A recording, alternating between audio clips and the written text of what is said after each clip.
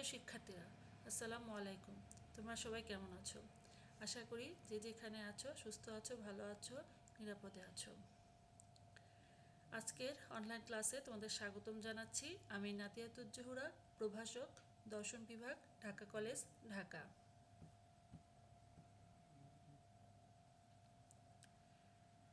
আজকের তোমাদের সাথে আমার MA শেষ পর্বের ছাত্রদের সাথে আমার ক্লাস, এবং তোমাদের কোর্স শিরোনাম বার্টন রাসেল ও জি মুরের দর্শন।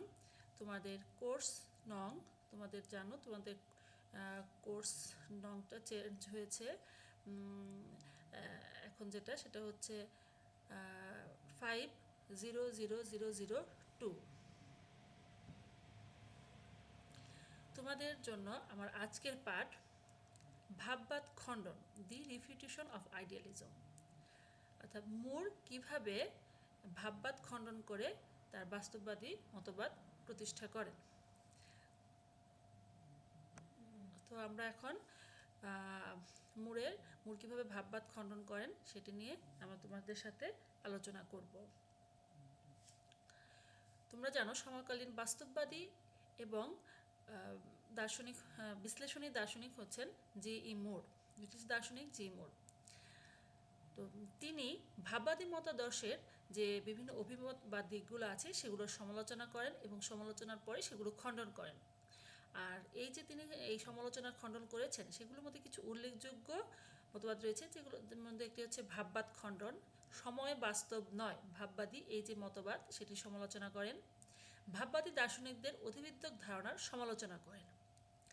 তো এই বিষয়গুলোর মধ্যে আজকে তোমাদের সাথে আমি এই মুর কীভাবে ভাববাদটা খণ্ডন করেন সেই বিষয় নিয়ে আলোচনা করব। তো তিনি মুর ভাববাদী দার্শনিকদের এই যে তাদের যে মতবাদ সেই মতবাদের সমালোচনা করেন এবং পরে সেটি খণ্ডনের মাধ্যমে তিনি দর্শনের নব্য বাস্তববাদের পতন করেন। আমরা এখন তিনি কিভাবে এই ভাববাদটি খণ্ডন করেন সেটি নিয়ে আলোচনা করব। মুর ভাববাদ খণ্ডন করেন তার মাইন্ড নামক পত্রিকায় 1903 খ্রিস্টাব্দে প্রকাশিত তার ভাববাদ খণ্ডন শীর্ষক প্রবন্ধে, যেটি দি রিফিউটেশন অফ আইডিয়ালিজম নামক প্রবন্ধে তার মাইন্ড পত্রিকা 1903 খ্রিস্টাব্দে এটি প্রকাশিত হয়। এটি আধুনিক বাস্তববাদী দার্শনিক মতবাদ প্রতিষ্ঠার ক্ষেত্রে এক যুগান্তকারী ভূমিকা পালন করে।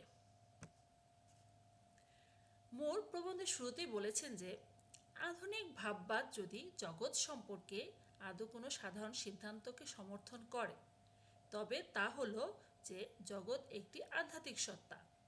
ভাববাদীদের এই সিদ্ধান্তের দুটো বিষয়ের প্রতি মুর আমাদের দৃষ্টি আকর্ষণ করতে চান।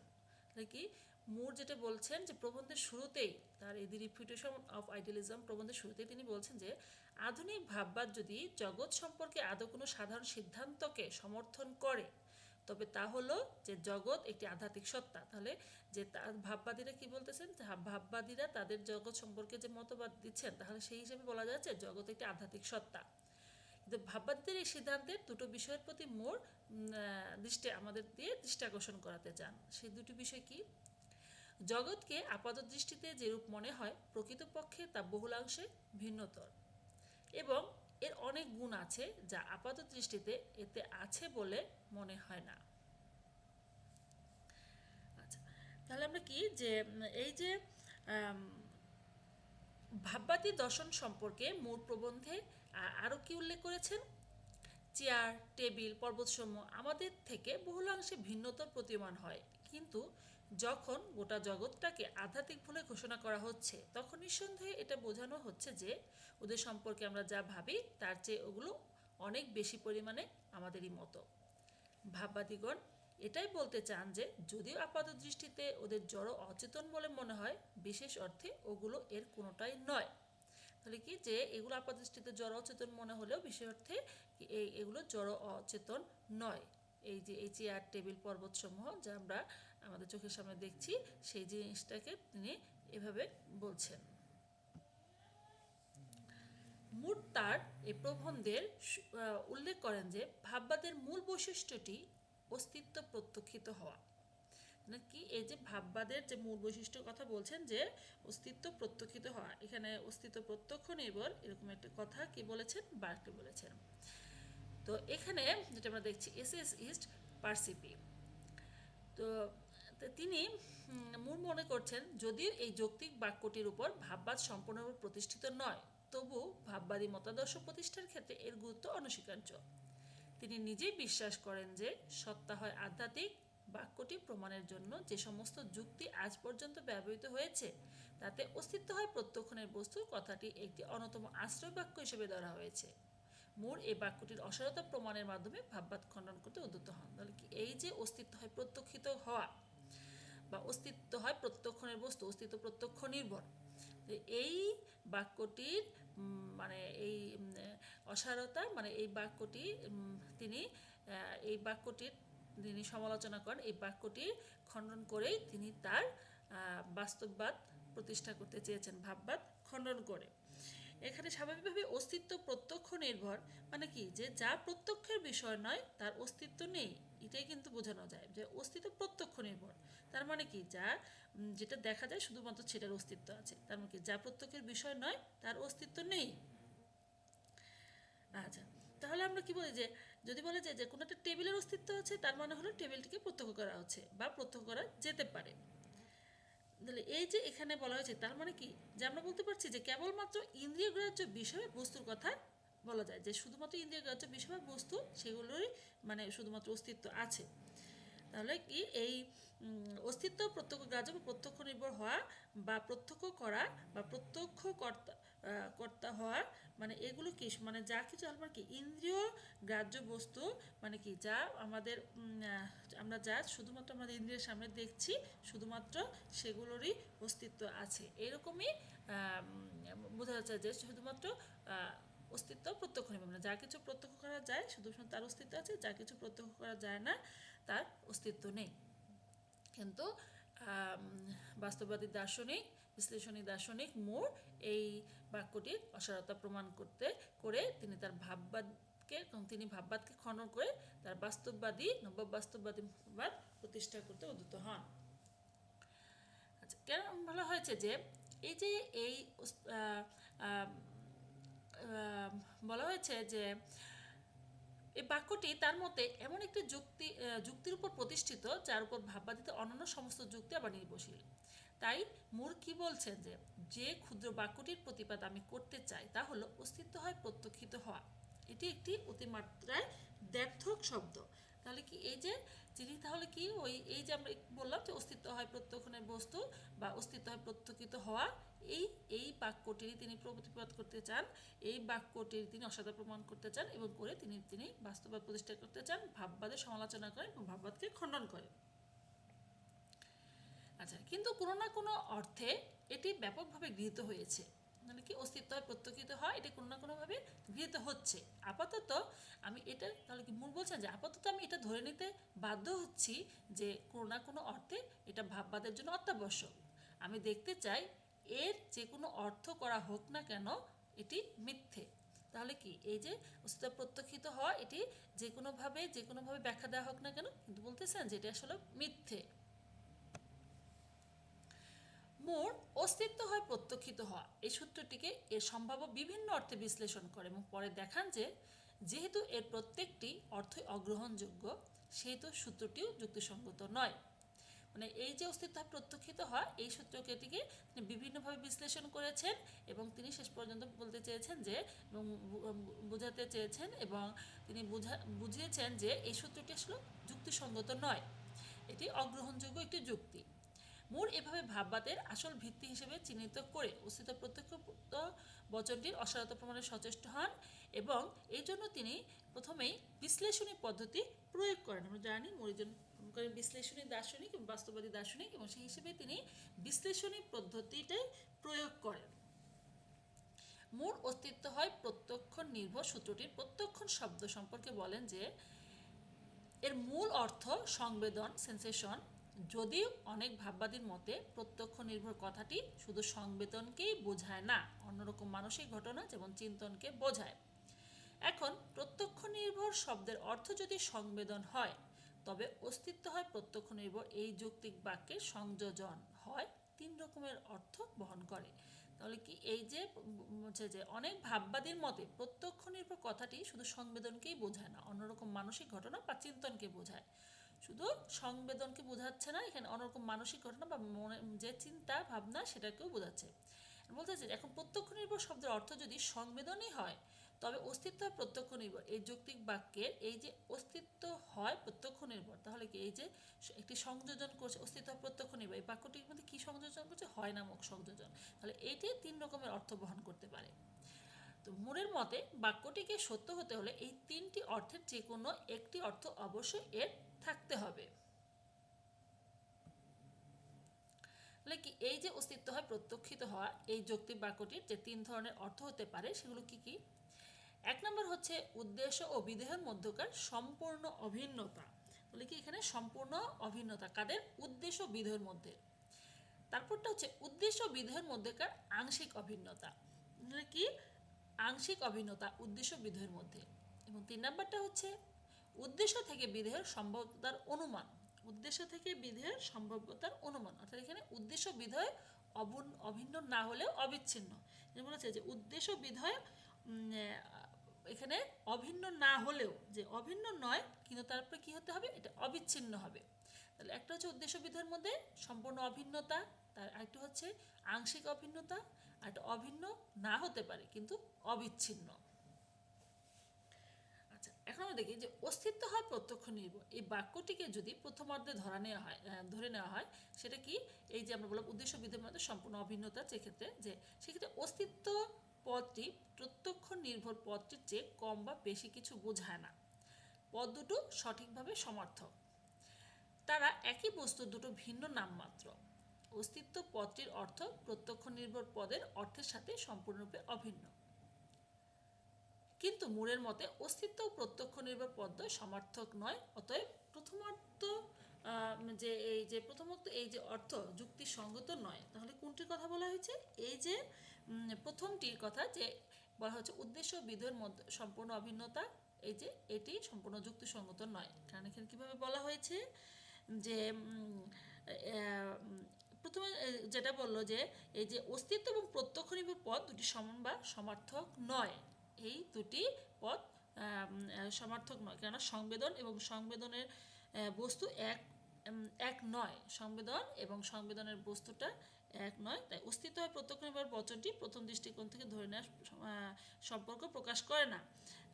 তাহলে কি এই যে এটি অর্থপূর্ণ বা যুক্তিসঙ্গত নয়, যে অস্তিত্ব হয় প্রত্যক্ষ নির্ভর, এটি উদ্দেশ্য ও বিধেয়ের মধ্যে সম্পূর্ণ অভিন্নতা নেই, সেটাই বোঝানো হয়েছে।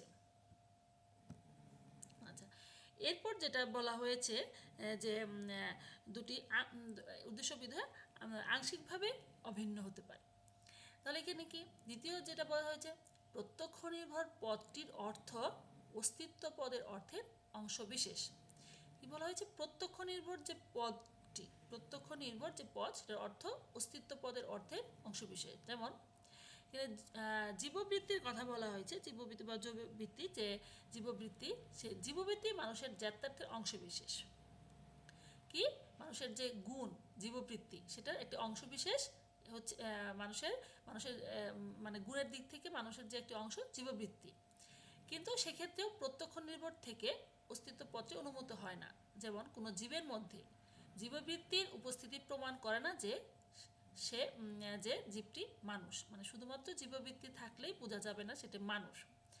আচ্ছা, আমরা জানি যে মানুষ হতে হলে বুদ্ধিবৃত্তি এবং জীববৃত্তি দুটোই লাগে। তাহলে আমরা কি বলছি যে শুধুমাত্র জীববৃত্তি থাকলে সেখানে মানুষ আমরা বলতে পারছি না। তাহলে কি এ থেকে প্রমাণিত হয় যে অস্তিত্ব ও বস্তু সম্পর্কিত জ্ঞান এক নয়।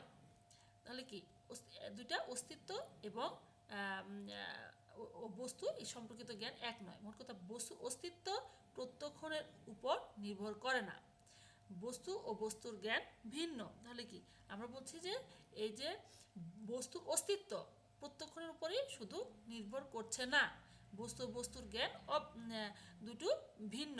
মানে আমরা যে বলছিলাম যে শর্ত হচ্ছে কি আংশিক অভিন্ন, কিন্তু আমরা দেখছি যে না, যদি আংশিক অভিন্ন হয় তাহলে এখানে এই যুক্তিটি খাটতো। কিন্তু এখানে যেটা বলা হয়েছে যে বস্তু ও বস্তুর জ্ঞান ভিন্ন, তাহলে আমরা বলতে পারি যে এখানে কিন্তু আংশিক অভিন্ন হচ্ছে না, দুইটি ভিন্ন।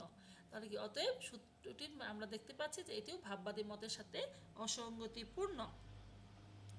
মানে এই যে মানে এই জীববৃত্তি অথবা বুদ্ধিবৃত্তি এককভাবে মানুষপত্রে প্রতিনিধিত্ব করতে পারে, কিন্তু তাহলে বলতে চাই যে জীববৃত্তি অথবা বুদ্ধিবৃত্তি মানে মানুষের শুধুমাত্র জীববৃত্তি বা শুধুমাত্র বুদ্ধিবৃত্তি এককভাবে মানুষপত্রে প্রতিনিধিত্ব করতে, কিন্তু তা এখানে বলা যায় কিন্তু সেটা কিন্তু অযৌক্তিক, কারণ মানুষের জীববৃত্তি বুদ্ধিবৃত্তি মানে দুটোই প্রয়োজন। আচ্ছা, এরপরে আমরা যেটা বলছি তৃতীয় যেটা আমরা তৃতীয় যে বিষয়টা আমরা বলেছি যে দুটি এই যে উদ্দেশ্য বিধেয় অভিন্ন নয়, অভিন্ন না হতে পারে কিন্তু দুটি অবিচ্ছিন্ন হবে। এখন বলা হয়েছে যে যদিও উদ্দেশ্য বিধেয়ের অর্থ অভিন্ন নয় তবু তারা অবিচ্ছিন্ন। কি যে এখানে উদ্দেশ্য ও বিধেয় অভিন্ন নয় তবু তারা অবিচ্ছিন্ন। তাহলে কি এই সূত্রটির তৃতীয় অর্থ গ্রহণ করলে ভাববাদী যুক্তির অকাট্যতা প্রমাণ করা যাবে, কিন্তু মূল যুক্তি প্রদর্শন করে দেখান যে সূত্রটির এ অর্থ গ্রহণযোগ্য নয়। তার মতে অস্তিত্ব হয় প্রত্যক্ষ নির্ভর। বাক্যটির দুটো পদই স্বতন্ত্র পদ। অস্তিত্ব পদটির মধ্যে প্রত্যক্ষ নির্ভর পদটি অন্তর্ভুক্ত নয়। নাকি অস্তিত্ব তিনি বলছেন যে অস্তিত্ব পদটির মধ্যে কিন্তু প্রত্যক্ষ নির্ভর পদটি অন্তর্ভুক্ত নয়। বাক্যের সংযোজক পদটি একদিকে অস্তিত্ব ও অন্যদিকে প্রত্যক্ষ নির্ভর পদ দুটোর মধ্যে আবশ্যিক সম্পর্ক সুনিশ্চিত করেছে। বাক্যের যে সংযোজক ঠিক আছে হয় সেখানে কি পদ সংযোজক পদটি হয় একদিকে অস্তিত্ব অন্যদিকে প্রত্যক্ষ নির্ভর পদ দুটোর মধ্যে আবশ্যিক সম্পর্ক সুনিশ্চিত করেছে, তাহলে অস্তিত্ব হয় প্রত্যক্ষ নির্ভর। বাক্যটি একটি আবশ্যিক ও সংশ্লেষক বাক্য। মূলের মতে বাক্যটি হবে স্বতঃসিদ্ধ বা স্বতঃপ্রমাণিত এবং বাক্যটিতে প্রমাণ করার জন্য যুক্তির আশ্রয় এবং বাক্যটিতে প্রমাণ করার জন্য যুক্তির আশ্রয় নিয়েছেন।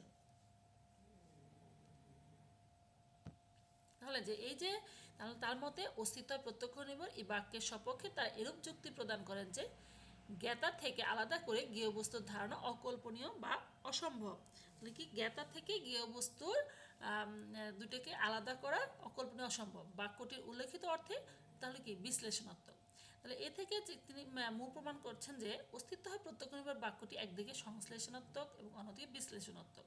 অতএব তিনি এটাই স্পষ্টভাবে বলেছেন যে কোনো সত্য একাধিকে বিশ্লেষণাত্মক এবং সংশ্লেষণাত্মক হতে পারে না।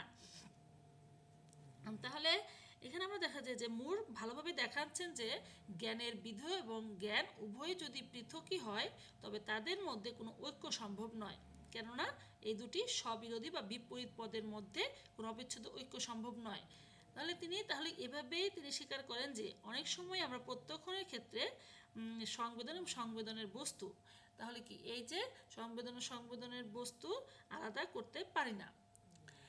তাহলে আমরা দেখতে চাই যে কোনো কোনো ভাববাদী হয়তো বলবেন যে বস্তুর জ্ঞান ভিন্ন ও অভিন্ন উভয়ই, তবে এর মধ্যে ভিন্নতা বা বিভেদ থাকলেও তারা একটি অবিচ্ছেদ্য ঐক্য গঠন করে।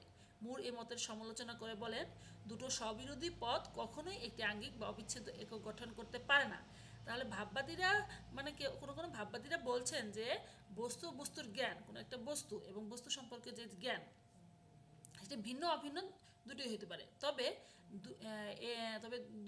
দুইয়ের মধ্যে ভিন্নতা বা বিভেদ থাকলেও তারা একটি অবিচ্ছেদ্য ঐক্য গঠন করে। তাহলে কি মানে দুটো ভিন্ন অভিন্ন দুটোই হতে পারে এবং ভিন্নতা থাকলেও তারা দেখা যায় দুটি মিলে অবিচ্ছেদ্য ঐক্য গঠন করতে পারে। কিন্তু মূল বলছেন যে একইভাবে একই জিনিস একবার দুটো স্ববিরোধী পদ কখনো আঙ্গিক বা অবিচ্ছেদ্য ঐক্য গঠন করতে পারে না, হয় তারা ভিন্ন হবে না অভিন্ন হবে, মানে ভিন্ন অভিন্ন দুটি বিষয়ই থাকবে না। মূর আরও বলেন যে একথা হয়তো সত্য যে বিষয়বস্তু ও তার সংবেদন যেমন নীলবর্ণ ও নীলবর্ণের সংবেদন প্রত্যক্ষণের সময় বিচ্ছিন্ন করা যায় না। বলছেন যে নীলবর্ণ এবং নীলবর্ণের যে সংবেদন মানে সেটা দেখার পরে যে আমাদের মধ্যে যে অনুভূতি সৃষ্টি হয় যে আমাদের মধ্যে সেই সংবেদন যে প্রত্যক্ষণের বিষয় যে বিচ্ছিন্ন করা যায় না, কিন্তু তা থেকে প্রমাণিত হয় না যে বস্তু দুটো অভিন্ন। তার মধ্যে নীলবর্ণ ও নীলবর্ণের সংবেদন দুটি ভিন্ন ভিন্ন বস্তু। তাহলে কি যে এই দুটিও ভিন্ন ভিন্ন বস্তু, তারা অভিন্ন নয়। আচ্ছা, তাহলে এরপর আমরা দেখছি যে তাহলে তিনি এভাবে মুর শেষ পর্যন্ত এভাবে বলছেন যে অস্তিত্ব প্রত্যক্ষ নির্ভর ভাববাদীদের এই সত্যটি ভ্রান্ত। অস্তিত্ব ও প্রত্যক্ষণ সবুজ ও মিষ্টির মতো দুটি আলাদা আলাদা শব্দ। মোট কথা বস্তু ও বস্তুর জ্ঞান এক নয়। বস্তুর অস্তিত্ব প্রত্যক্ষিত বা অভিজ্ঞাত হওয়ার উপর নির্ভর করে না। কি বস্তু ও বস্তুর জ্ঞান এক নয়। বস্তুর অস্তিত্ব প্রত্যক্ষিত বা অভিজ্ঞাত হওয়ার উপর নির্ভর করে না। প্রত্যক্ষণ বা অভিজ্ঞতা ব্যতিরেকে বস্তুর অস্তিত্ব স্বতন্ত্র অস্তিত্ব রয়েছে। শুধুমাত্র যে প্রত্যক্ষণ বা অভিজ্ঞতা ছাড়াই শুধুমাত্র বস্তুর অস্তিত্ব যে প্রত্যক্ষণের উপর নির্ভর করেন তা না। প্রত্যক্ষণ বা অভিজ্ঞতা ছাড়াই বস্তুর স্বতন্ত্র অস্তিত্ব রয়েছে। মুর এভাবে ভাববাদীদের অস্তিত্ব প্রত্যক্ষ নির্ভর সূত্রটি অসাধা প্রমাণের মাধ্যমে ভাববাদ খণ্ডন করেন, বস্তুর স্বতন্ত্র অস্তিত্বের কথা স্বীকার করেন। আর দেখা যাচ্ছে যে এভাবে অন্যথায় ভাববাদ খণ্ডনের মাধ্যমে তিনি দর্শনে বাস্তববাদের প্রবর্তন করেন। কারণ এই যে অস্তিত্ব প্রত্যক্ষ নির্ভর এখানে কি তাহলে যে বলতে চাইছে যে বস্তু স্বতন্ত্র অস্তিত্ব রয়েছে, শুধুমাত্র অস্তিত্ব থাকার জন্য প্রত্যক্ষণ বা অভিজ্ঞতায় লাগবে তা না। সেই প্রত্যক্ষণ অভিজ্ঞতা ছাড়াও বস্তু স্বতন্ত্র অস্তিত্ব রয়েছে। আর সে কারণেই তিনি জড়বস্তু তথা জড়জগতের অস্তিত্ব স্বীকার করেছেন, মন তথা মনোজগৎ বা চেতনার জগতের অস্তিত্ব স্বীকার করেছেন। তিনি দেশের অস্তিত্ব স্বীকার করেছেন। তারপর কালের বাস্তবতার কথা বলেছেন যে তিনি কাল সম্পর্কে অনেকে সমালোচনা করেছেন যে কাল বাস্তব নয়, কিন্তু তিনি বলেছেন যে কাল বাস্তব। তো এইভাবে তিনি জড়বস্তু অস্তিত্বে, মনোজগতের বা চেতনার জগতের অস্তিত্ব, দেশের অস্তিত্ব, কালের বাস্তবতা এই সব কিছুর অস্তিত্ব তিনি স্বীকার করেছেন যে এগুলোর মধ্যে এই যে মন বা চেতনা দেখা যাচ্ছে যে সেই অনেক জড় বস্তুই মানে আমি একটা বস্তু আমার চোখের সামনে আমি একটু দূর থেকে একরকম দেখছি, কাছে থেকে একরকম দেখছি। আবার দেখা যাচ্ছে মন বা চেতনা যেটা যে মন বা চেতনা বলতে যে কিছু আছে সেটিও বলছেন যে এই এটা মন বা চেতনা একটা বাস্তব বিষয়। কারণ মন বা চেতনা দেখা না গেলে একটু বাস্তব, দেশের অস্তিত্ব বাস্তব, যে দেশ বা স্থান যেটি সেটির অস্তিত্ব বাস্তব কীভাবে যে আমি এখন একটা স্থানে আছি, সেটি হয়তো আমি এখানে আছি সেই জন্য দেখা যাচ্ছে, কিন্তু আমি এখান থেকে সরে আরেকটা জায়গায় গেলাম, কিন্তু ওই জায়গাটা কিন্তু আছে, ওই স্থানটা আছে। তো সেই হিসাবেও দেশের অস্তিত্ব আছে। আবার কালের যে বাস্তবতার কথাও তিনি প্রমাণ করেছেন যে কালও ঘুরে ঘুরে কিভাবে বাস্তব হয়, যে একটা সময় চলে গেলে আবার একটা সময় আসতেছে, যেটি কাল বা টাইম কীভাবে বাস্তব সেটাও তিনি বলেছেন। আমরা নেক্সট ক্লাসে তোমাদের সাথে এই কালের বাস্তবতা নিয়ে আলোচনা করব। তাহলে দেখা যাচ্ছে এই যে অস্তিত্ব হয় প্রত্যক্ষ নির্ভর, এটা যে শুধুমাত্র প্রত্যক্ষণের যা প্রত্যক্ষিত হয় তারই যে শুধু অস্তিত্ব আছে তা নয়, যা প্রত্যক্ষণের বিষয় নয় এমন জিনিসেরও অস্তিত্ব আছে বলে মুর স্বীকার করেন। আর এভাবে তিনি বাস্তববাদের পতন করেন। এখন আমরা দেখি যে এই মুর এই যে তার ভাববাদী মতবাদ খণ্ডন করে তার বাস্তববাদী মতবাদ প্রতিষ্ঠা করেন এবং ভাববাদ যে তিনি সমালোচনা করেন, খণ্ডন করেন, তিনি যে ভাববাদ খণ্ডন করেছেন, সমালোচনা করেছেন, সেটারও আবার সমালোচনা হয়েছে। এবং ডব্লিউ.টি. স্টেজ 1934 খ্রিস্টাব্দে মাইন্ড পত্রিকায় প্রকাশিত মুরের বাস্তববাদ যে এই ভাববাদ খণ্ডন শীর্ষক প্রবন্ধে মুরের ভাববাদ বাস্তববাদ খণ্ডন শীর্ষক প্রবন্ধে মুরের ভাববাদ খণ্ডনের সমালোচনা করেন।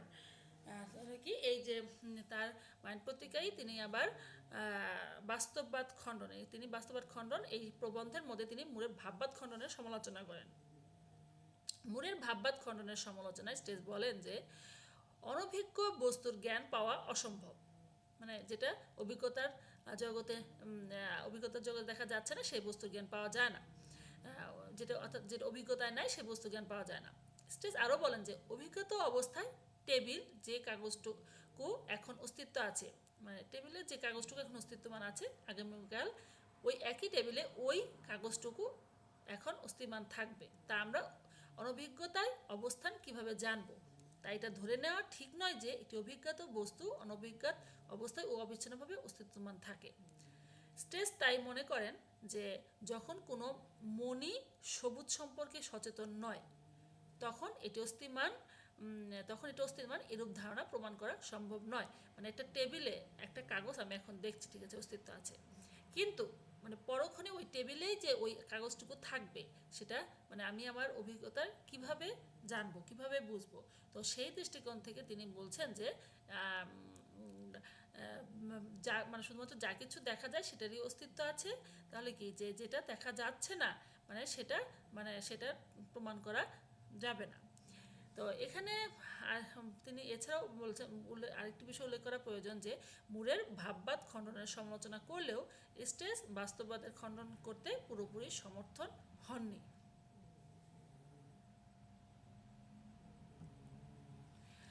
তাহলে দেখা যাচ্ছে যে এই যে সমকালীন দর্শনে তাই মুর কর্তৃক ভাববাদ খণ্ডনের প্রভাব অপরিসীম।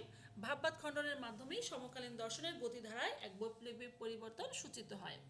মূলত ভাববাদ খণ্ডনের মাধ্যমেই আধুনিক বাস্তববাদের পতন সূচিত হয়। তবে ভাববাদ খণ্ডনের প্রভাব আরও সুদূর প্রসারী। বাস্তববাদ খণ্ডন প্রবন্ধে ওই যে যুক্তির উপস্থাপন করেন এবং যুক্তির উপস্থাপনায় যে বিশ্লেষণ দ্বারা সূচনা করেন তা সত্যি অর্থবহ। ভাববাদ খণ্ডন প্রবন্ধে অতএব সমকালীন দর্শনে দেখা যাচ্ছে যে মুর কর্তৃক ভাববাদ খণ্ডনের গুরুত্ব ও প্রভাব সুদূর প্রসারী ও অপরিসীম। তো প্রিয় শিক্ষার্থীরা, আজকে তোমাদের সাথে এই পর্যন্তই। তো তোমরা এই মুর কিভাবে এই যে ভাববাদ দ্য রিফিউটেশন অফ আইডিয়ালিজম এই ভাববাদ খণ্ডন করে বাস্তববাদের পতন করেন, অর্থাৎ মুরের ভাববাদ খণ্ডন বিষয়ক মতবাদটি আলোচনা করো। এভাবে এই প্রশ্নটি আসে যে মুরের ভাববাদ খণ্ডন আলোচনা করো। তাহলে তোমরা এই বিষয়টি বই দেখে আরও পড়বে এবং আমি যে জিনিসটা তোমাদের আজকে পড়ালাম সেটা ক্লাসটা করবে, দেখবে, তাহলে তোমরা আর একটু ক্লিয়ার হবে। বই দেখবে আর জিনিসটা তোমাদের এই বিষয়টা আর ভালোভাবে আমার এই লেকচারটা শুনবে এবং ভালোভাবে নিজেরা পড়বে, তবেই বুঝতে পারবে। একটু কঠিন মনে হলেও জিনিসগুলো তোমরা যখন একবারের জায়গায় দুবার তো কয়েকবার পড়তে দেখবা কনসেপ্ট ক্লিয়ার হয়ে গেছে। তো প্রিয় শিক্ষার্থীরা, আজকে পর্যন্তই। তোমরা সুস্থ থাকো, ভালো থাকো, নিরাপদে থাকো। আল্লাহ হাফেজ।